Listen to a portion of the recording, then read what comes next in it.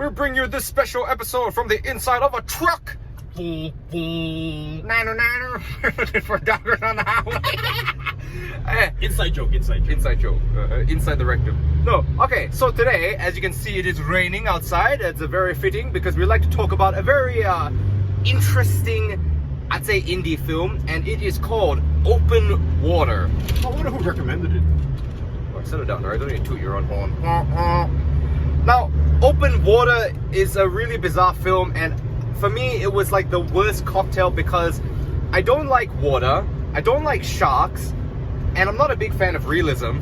I mean, I love realism, but this movie combined realism with those things that I don't really like. Well, this is the thing that targets your actual fears. It was one of the most realistic depictions of I'd say it's the most realistic depiction I've ever seen of one of those kind of like lost at sea, attacked by sharks, and it's not even just attacked by sharks. Well, like the review said it's like Jaws meets Blair Witch, but I reckon it's way better because I think the Blair Witch sucks. Well, you definitely see more than Blair Witch, I'll tell you that. Now, first off, I want to give you a little bit of backstory on what the movie's about, because most people probably haven't seen it. Now, it's based off a true story about this couple that go on holiday to Queensland. They go on one of these like boat scuba trips, and then somehow the boat just leaves them behind because they fucked up the head count. So you want to go scuba sometime? Fuck no! Stupid! See, the things, you think you watch these things and you're supposed to make like, oh, I'm making an informed decision, I'm not scared anymore. No, I'm informed and I'm even more terrified. Stupid.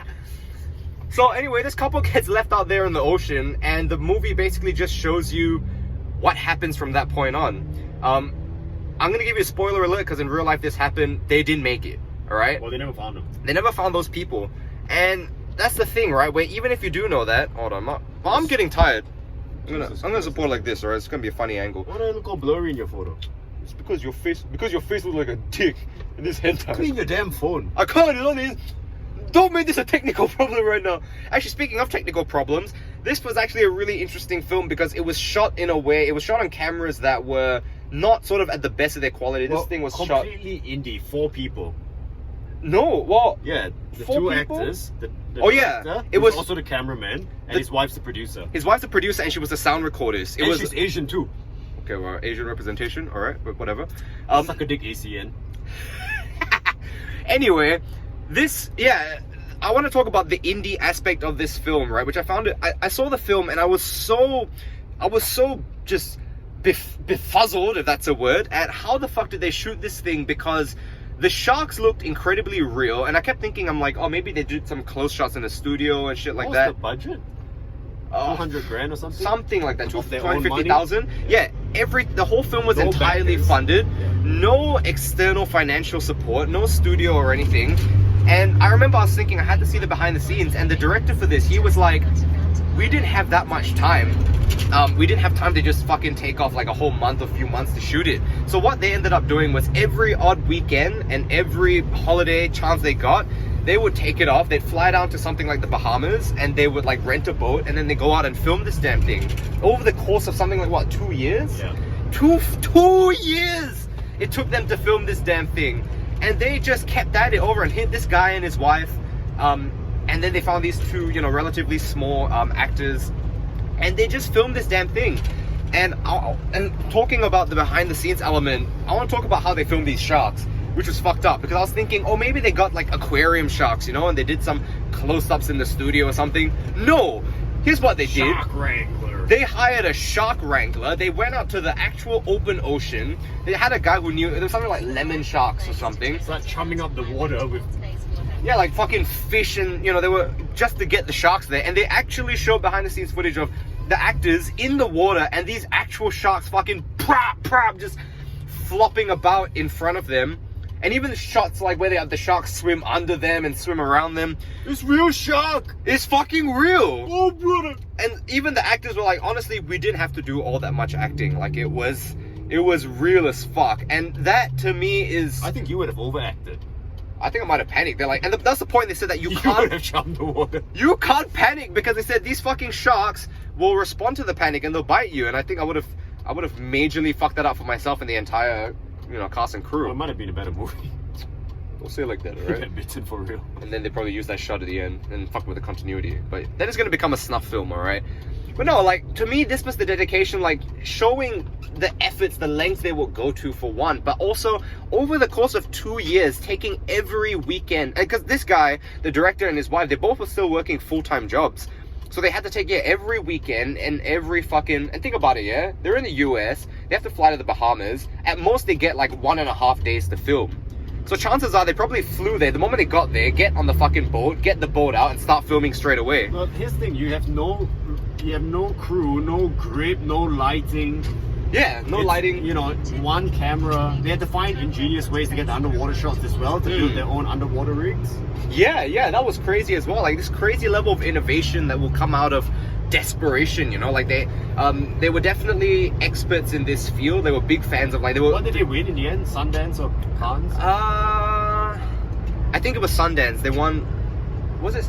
I'm not sure if they won. They Sundance. won. Did they win? Yeah. Well, what they did was they actually got the attention of Lionsgate executives, and Lionsgate said, we gotta pick this film up and fucking, put it out there for you guys.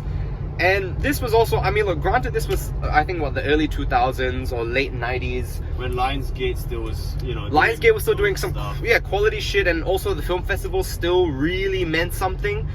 This was before shit like Joker got submitted to the Venice Film Festival and nobody else had a rat's ass chance of winning. It's not fair, brother. Yeah, but like, this was honestly this to me is one of the greatest indie films of all time. Not just in terms of what it achieved. I'm gonna call it the greatest.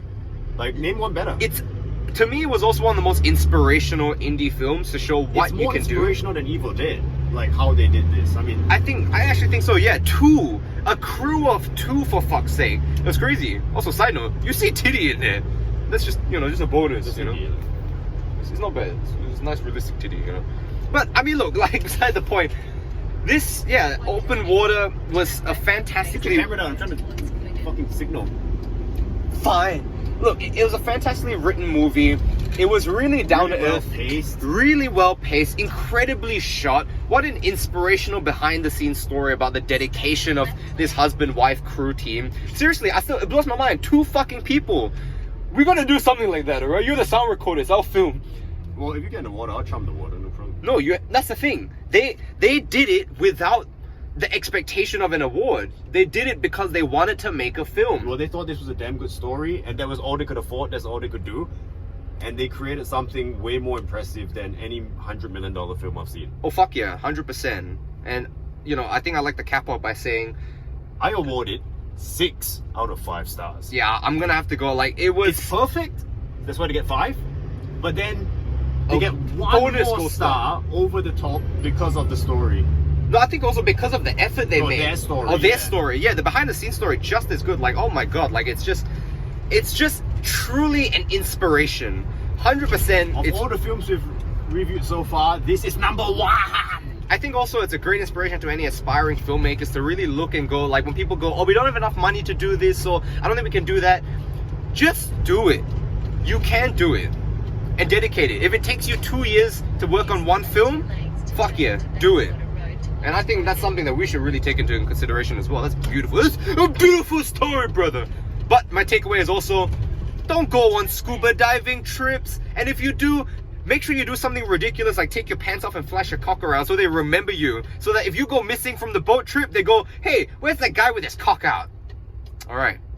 Important message. Lessons for life, all right? Signing off. You have to watch Open Water. Do it or you die. See ya.